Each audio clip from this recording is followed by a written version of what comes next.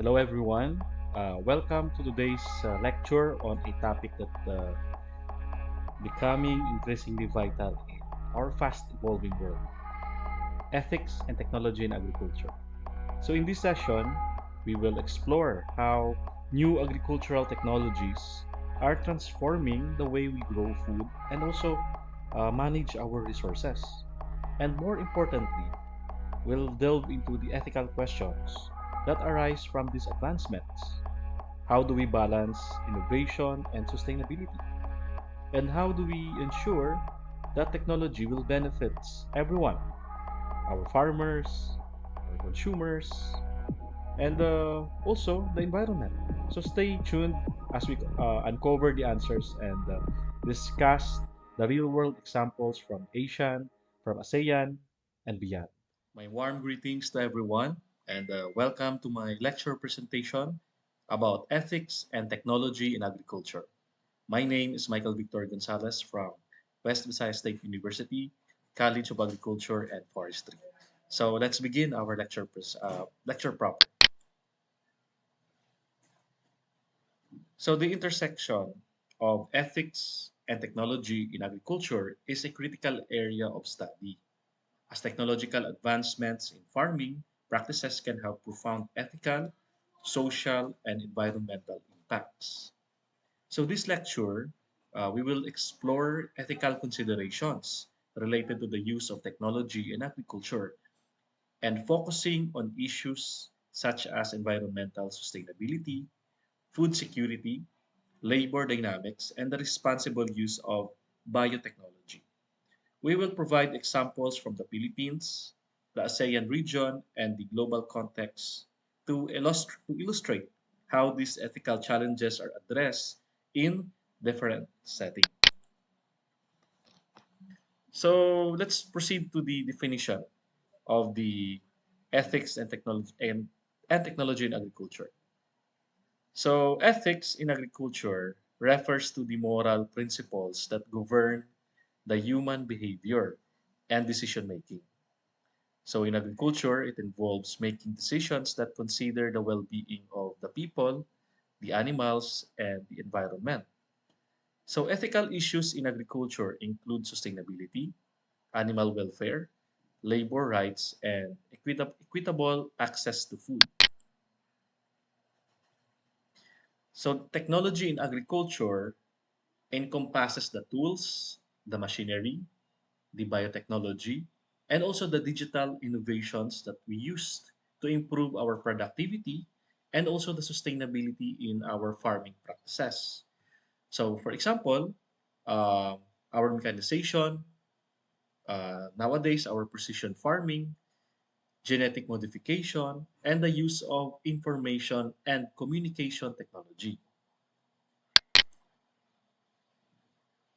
So, let's proceed to the ethical issues in agricultural technology.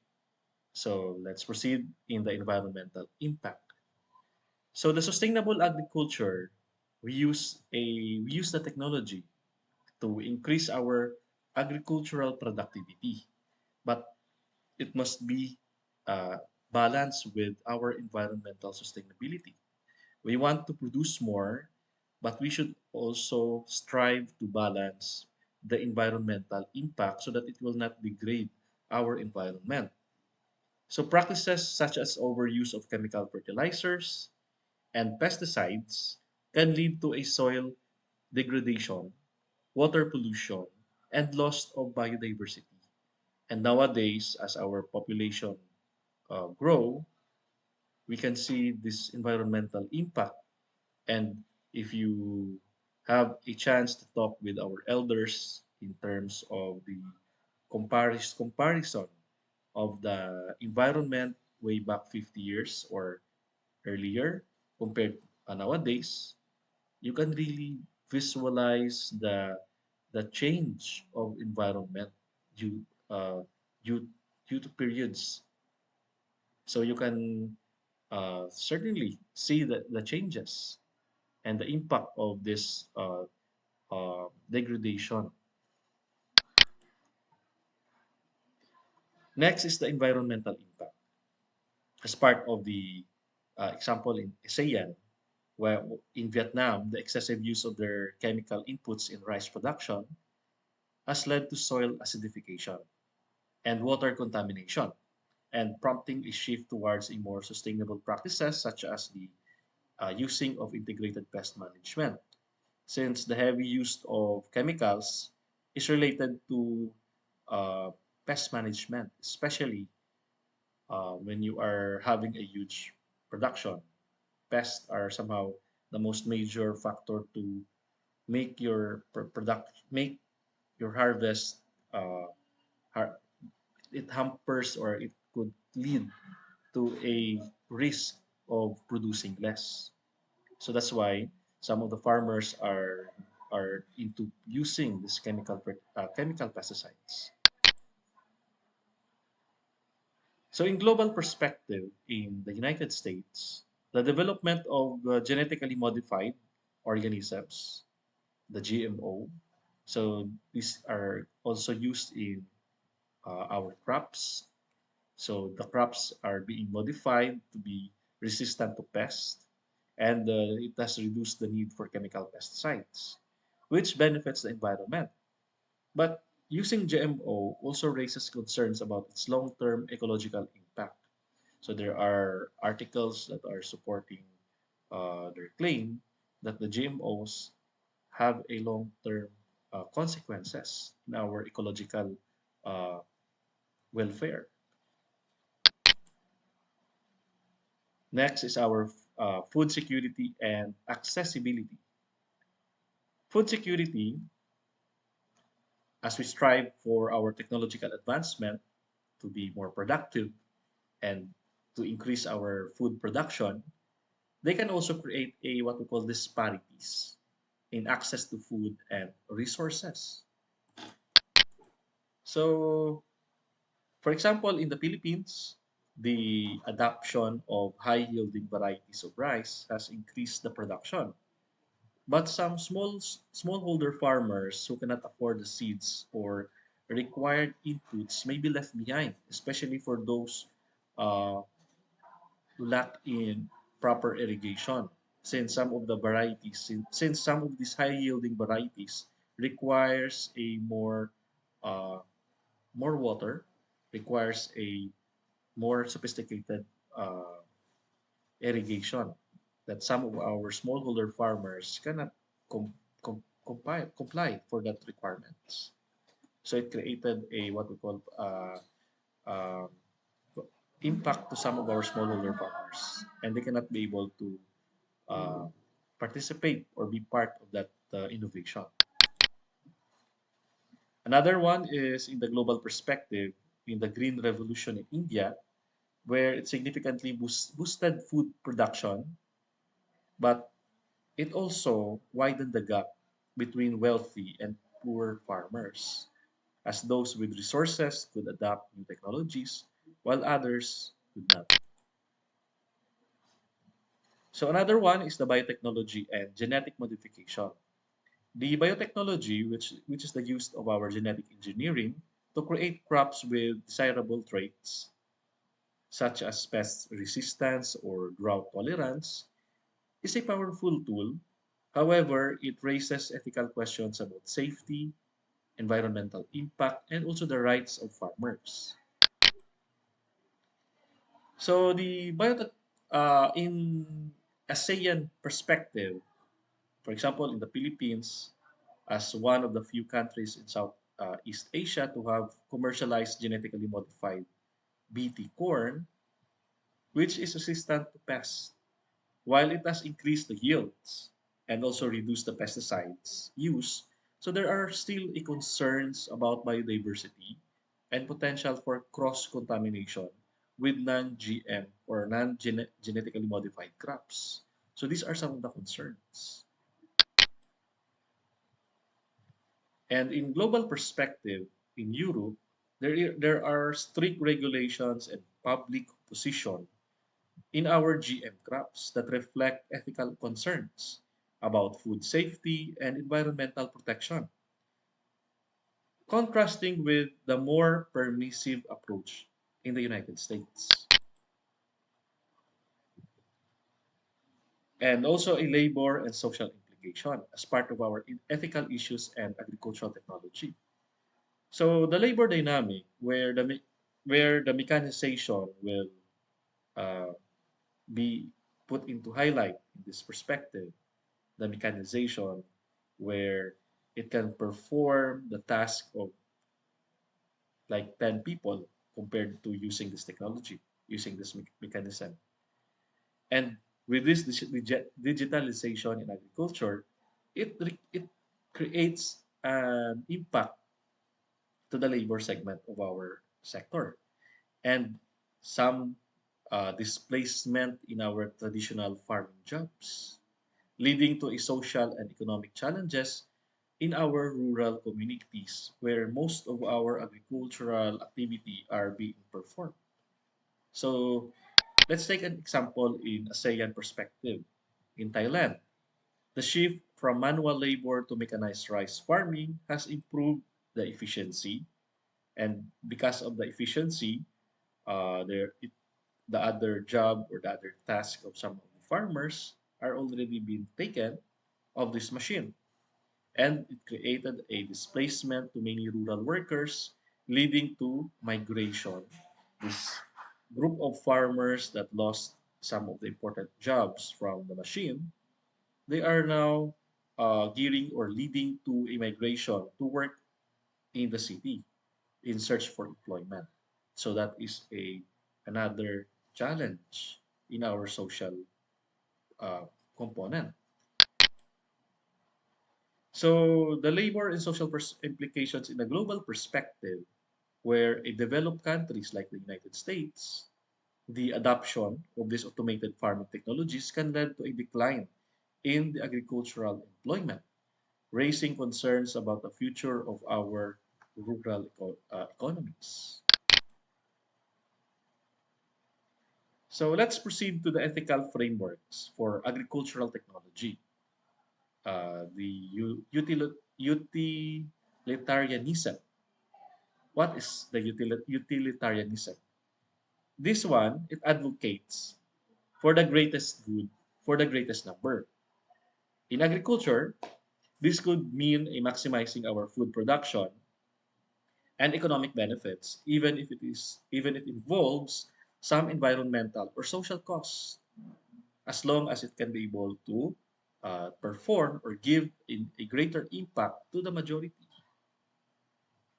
So the application is, for example, for our GM crops, that increased yield could be justified under this utilitarian principle, as they can feed more people despite its potential risk for biodiversity.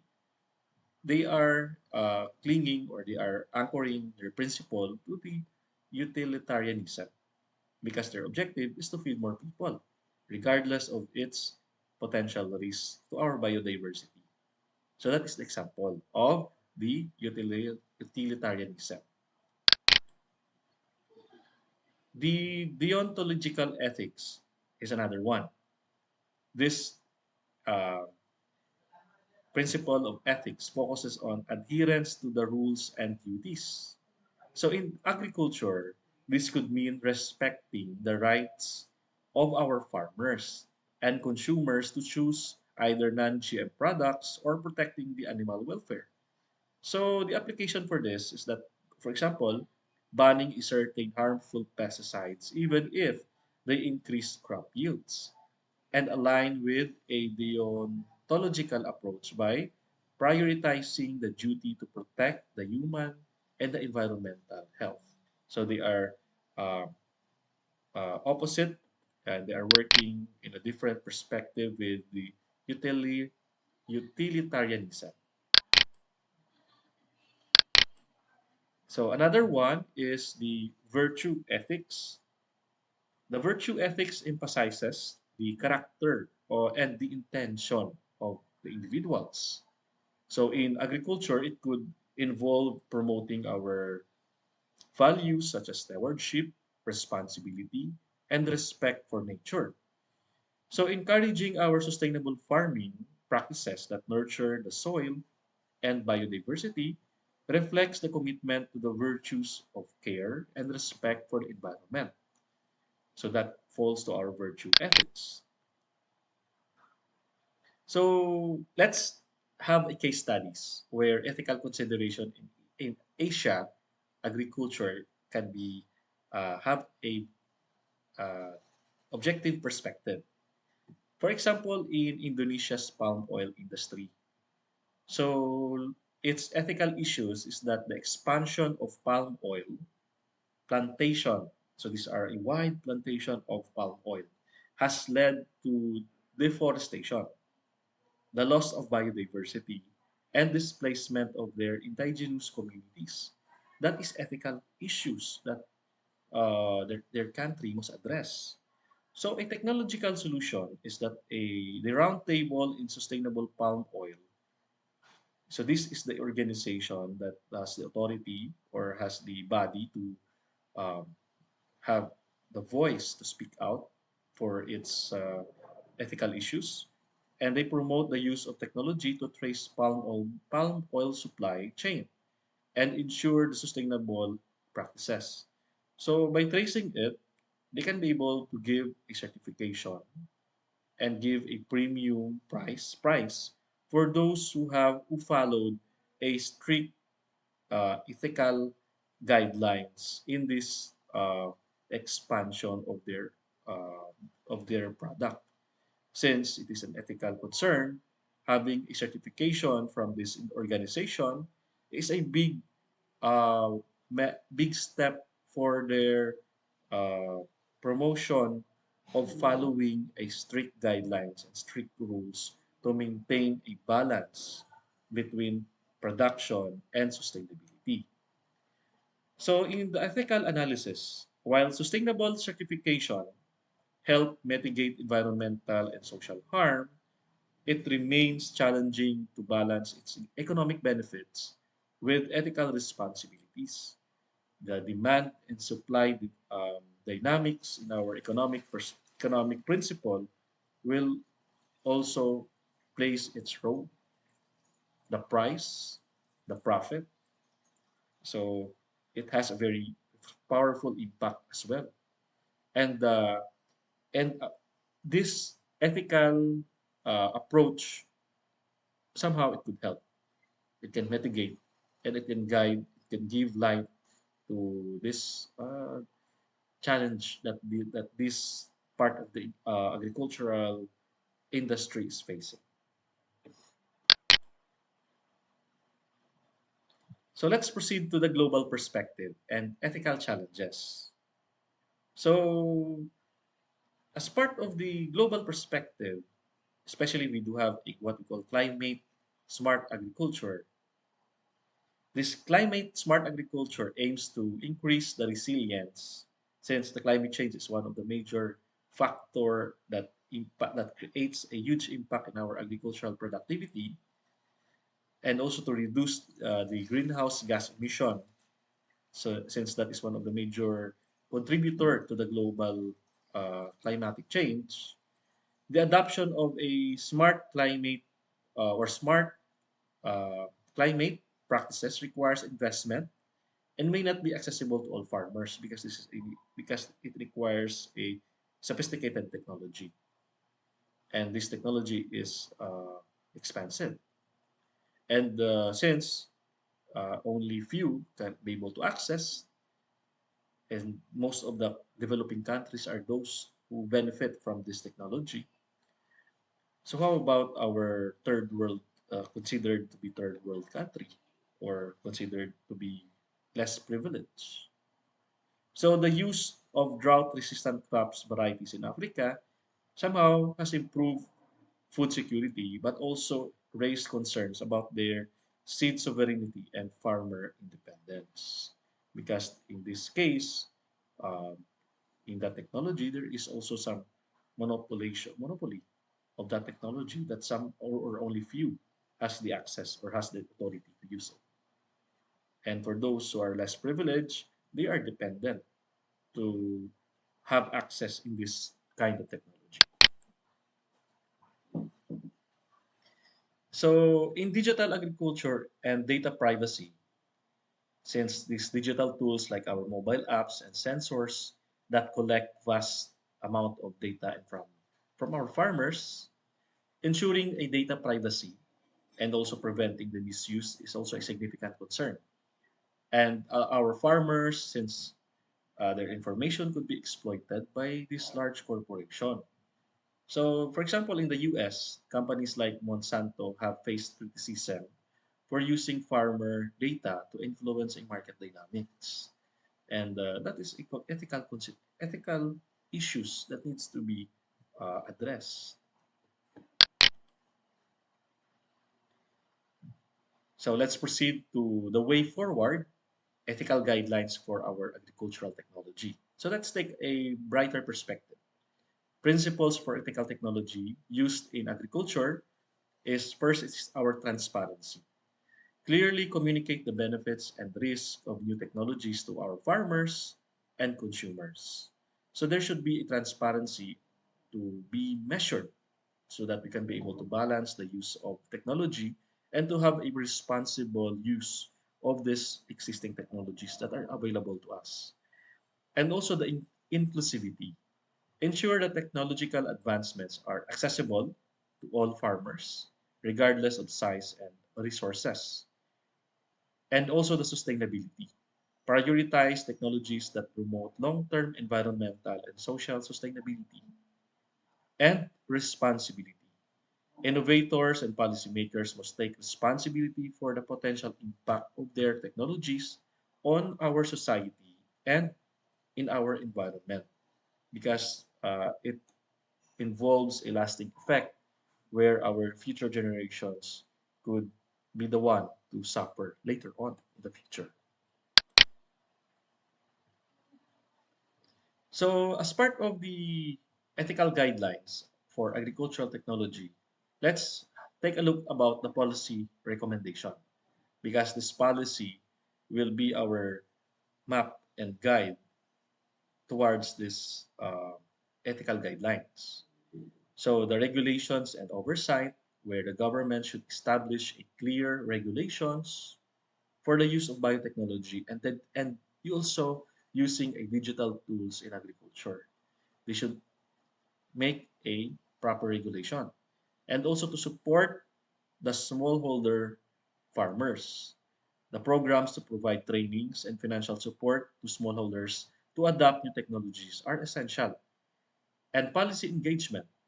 Engaging the public in discussions about agricultural technology can help address these ethical concerns. And by this approach, where the community is being part, their voices are being heard, then we can be able to develop a trust towards our community. So for our conclusion in this discussion, this is our topic. The integration of technology and agriculture presents both opportunities and ethical challenges. While the technological advancements can significantly improve productivity and sustainability, it is crucial to address its ethical implications to ensure that these benefits are distributed fairly to everyone and do not come at the expense of social and environmental well-being. So, as we balance its benefits to its impact, we can be able to mitigate its long-term consequences and we can be able to manage it properly by a responsible management. By adopting a balanced approach, the Philippines and other Asian countries can harness the potential of agricultural technology while upholding our ethical principles. So for our references for this topic, so you may access these resources for additional readings.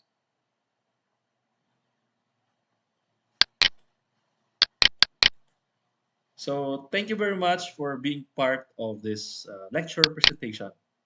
And I hope that this lesson gave you some insights that will help and guide you to gain an understanding and wisdom towards its ethical principles related to our technology and uh, its impact and also its consequences. We need to weigh it properly. So thank you very much, and stay tuned. And I'll see you again on our next next lesson. Thank you, and have a wonderful day.